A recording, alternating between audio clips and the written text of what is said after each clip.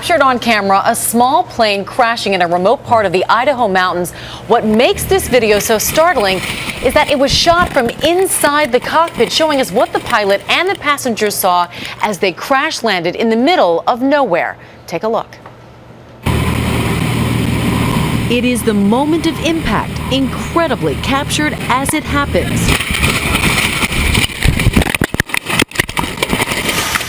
Watch again as the Stinson single-engine plane loses altitude, clips the top of trees, flips upside down, and crashes into a remote Idaho forest.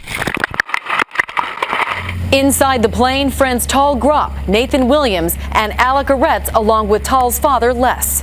The group was returning from a day trip hiking on June 30th. Les was piloting. It all seemed routine, but trouble starts at takeoff. The plane can't get high enough. Soon it starts to sink, and just moments later,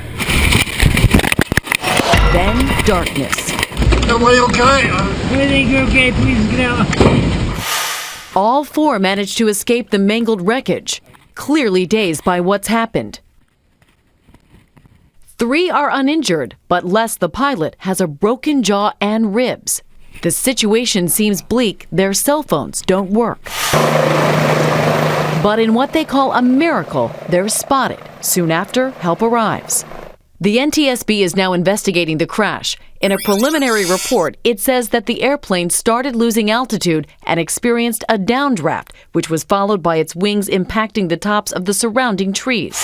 But these 4 men are just grateful to be alive and to share their story of survival. And joining us now from Boise, Idaho, are the pilot of the plane, Les Gropp, 2 of the passengers, his son, Tal Gropp, and Nathan Williams, and the hero rescuer, Darren Craze. Thank you all for being with us. Hello. Welcome. Morning. And Les, I want to begin with you because we saw that dramatic video, and we saw there your fairly horrific injuries. Your jaw was broken. I believe you broke some ribs. Tell me how you're doing today. Recovering very finely. I get the wires out next Monday. The ribs are healing.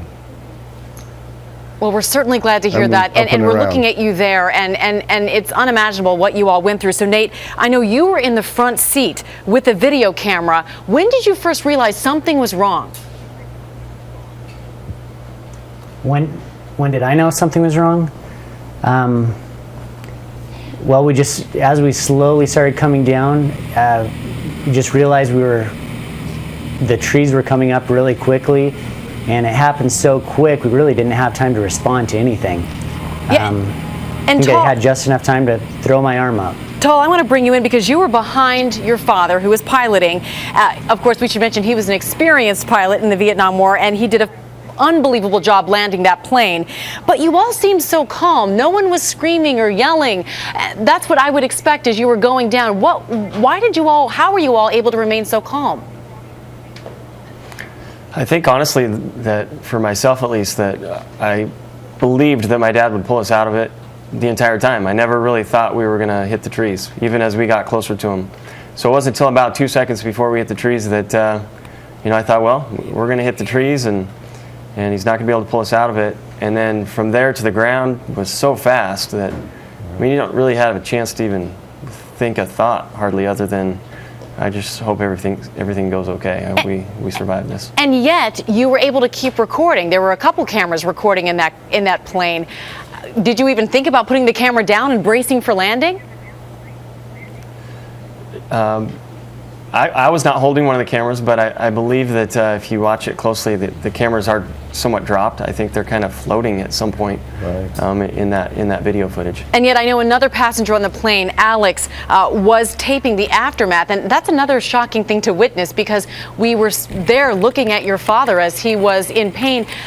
It seems a little hard to watch. Why did Alex pick up the camera and shoot the aftermath? Yeah, it's tough on the video you have because, to be honest with you, we edited out probably about 5 minutes from when we landed until he found the cameras and picked them up and started walking around. So the first 5 minutes we're really just trying to make sure we're okay and getting my dad in a position where we could check his jaw and make sure we could get him in a spot where we could try and slow the bleeding. At that point, I stayed with my dad. Alec was going back and forth to the plane to get supplies and whatever he could get out of it.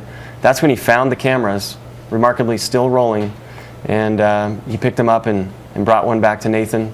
And you know, he kept it going the entire time as he was walking around after the crash. And Darren, I want to bring you in because you're the hero of the story. You and your buddies were camping nearby. Tell me what you saw and what you did. Well, we were actually out riding ATVs, and were stopped on the road to ask if we had a radio, and said no, we didn't have a radio. What would you need a radio for? And they said there's a plane crash, and I said, well, I'm camping with my closest friends that are all former firefighter EMTs from North Ada County Fire and Rescue in Boise.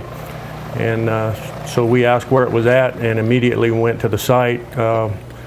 One of the firefighters went back to camp because he had a med bag in his truck. Well, and that certainly so was a lucky thing for everyone who was on board that plane. We're happy to say you all survived. You look like you're doing well.